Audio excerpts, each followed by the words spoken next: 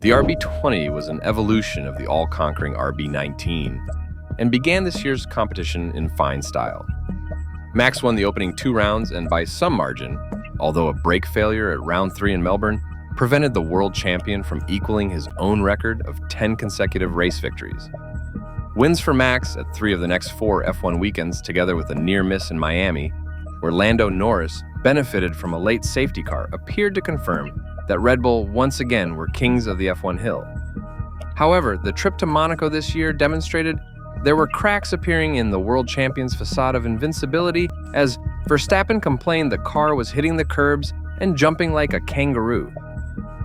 Max qualified 6th, which is where he finished in the race around the Principality's narrow streets, his joint worst result of the entire season.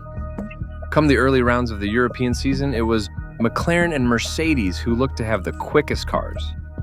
Mercedes won 3 of the 4 events from Austria to Belgium, interspersed by a win for Piastri in Hungary, which inspired a further 3 wins for the Papaya team before Ferrari came to the fore. Ferrari had delayed introducing their version of the McLaren Flexi Wing, as they waited for rulings from the FIA as to whether it was legal. Once the Scuderia realized the wings would not be outlawed, they rushed their own into production, which contributed towards their home win in Monza and further victories in Austin, Texas, and Mexico City. Meanwhile, Red Bull had lost their way with the in-season car development, and only the drive of the century from Max in Brazil could halt the onslaught from the team's competitors.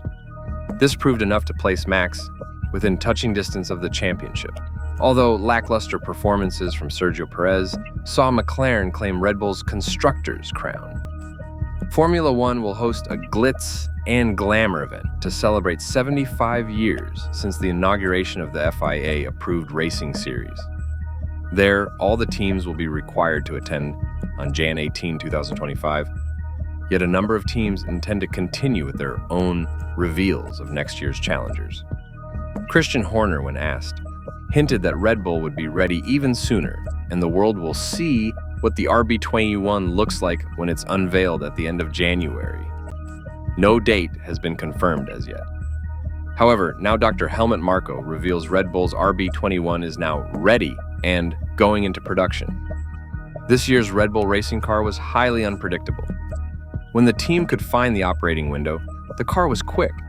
Yet the window in which the car would perform to its capabilities was very specific and narrow, and the team struggled from week to week to find the sweet spot. Dr. Marko claims this will be a thing of the past next year, given the team has addressed the Newey-inspired suspension faults which were at the heart of the team's difficulties. I would say that the basic concept is ready, Marko tells Sport1.de.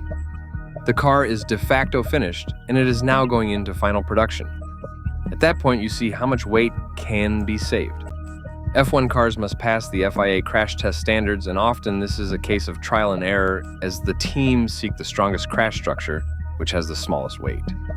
Alpine began the 2024 season some 10 kilos overweight, which was a huge penalty to pay in that this is equivalent to 10% of race distance fuel.